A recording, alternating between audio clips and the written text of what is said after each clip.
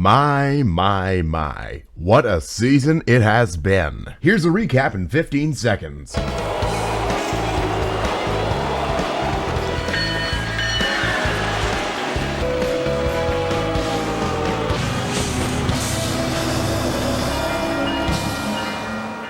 I'm sure we all know the purpose of this video, so let's jump right into it. So coming in at spot number 5, we have Bolton. I consider this trip rather disappointing, and no, it has nothing to do with autumn. And while we did get 2 trains here, one of which running as needed, Tyler M and I were disappointed about the fact that we did not get a train meet here. After all, this is the Bolton siding and it gets used pretty frequently. But that's okay, because the autumn scenery here was pretty decent.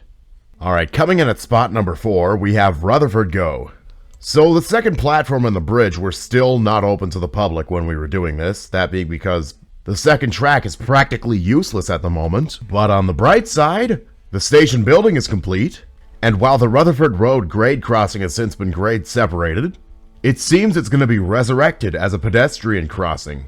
But of course, it's not finished. After all, it's going to be a 3-track pedestrian crossing. And by the way, if you didn't see the video, we got CNL 544 that day. And one of the GO trains we saw had 557 leading southbound. It looked like it was going to overshoot the platform, judging by how fast it was coming in. Even for a half train, I think that was a little too quick. But it gets better. The train after that, heading northbound, the conductor wished us a happy Thanksgiving and gave us a horn salute. Happy Thanksgiving, guys. Hey, you too.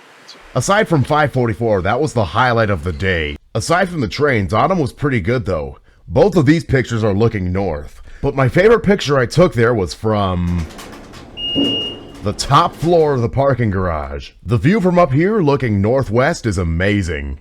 Okay, enough of Rutherford Go, let's rank some more. Ranking in at spot 3 is the historic Markham GO station. Okay, first things first, we're going to talk about the trains. While we were here, we got 3 good examples of the 3 types of operating locomotives of GO Transit.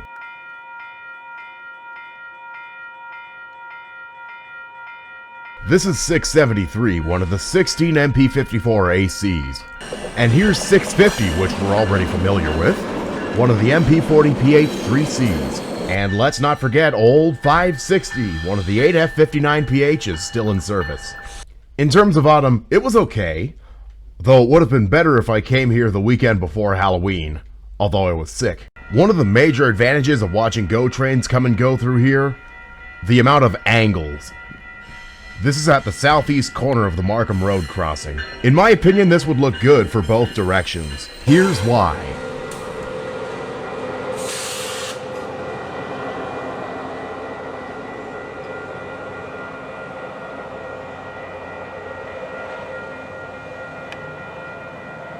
And then there's the northeast corner. This is best for northbound trains.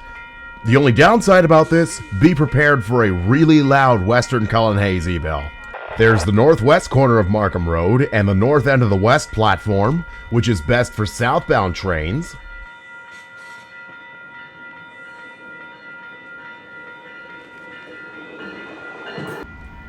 The east platform is best for filming northbound trains, as well as the southwest corner of the Markham Road crossing. From this angle, you could do southbound trains if you wanted to, but I think it looks better for northbound trains. And then there's the Snyder Drive crossing, where 12-car trains will stop over. If you're standing on the south side of the intersection here at Bullock and Snyder, you'll get almost the entire curve. That is beautiful. The cool thing about this intersection, they have LED no turning signs that will illuminate when the Snyder Drive crossing is active. Okay, 3 spots down, 2 more to rank. Let's go. Coming in at spot number 2 is the Elgin Mills Road crossing in Richmond Hill. As we began the season this year, I'm pretty sure this is the only episode where we were in full sunlight. And like Leslie Street last year, it was already looking pretty.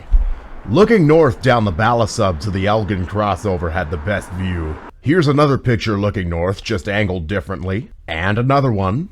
This is looking south towards the curve. Here's another picture I got looking north, this time without the zoom lens. And finally, here's one looking west on Elgin Mills Road. In terms of trains, we got 2 northbounds changing tracks at the crossover. I've seen what might be my only SD75i duo this year, and a Dash 9 liter. So yeah, that trip was something. Alright, now it's time for my top pick this year.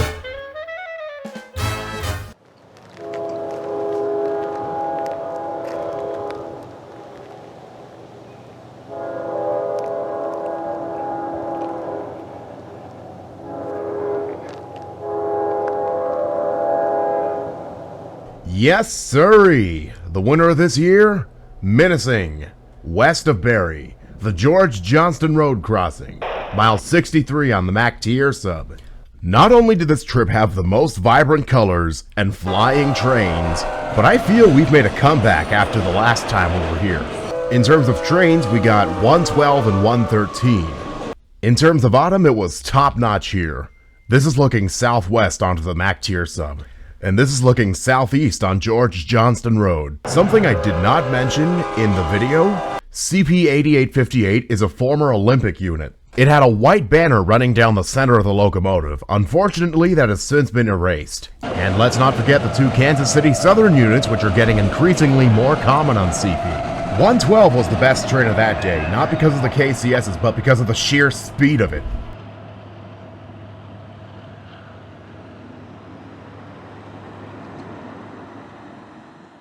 Okay, now that we got the ranking out of the way, here is the funniest blooper of the year.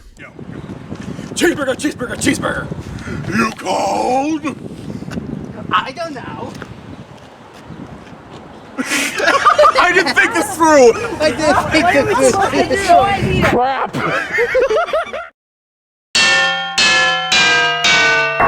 Alright, well that's a wrap on Season 3. Hope you enjoyed it as much as I did, and I'll see you guys again next year for it. Goodbye now.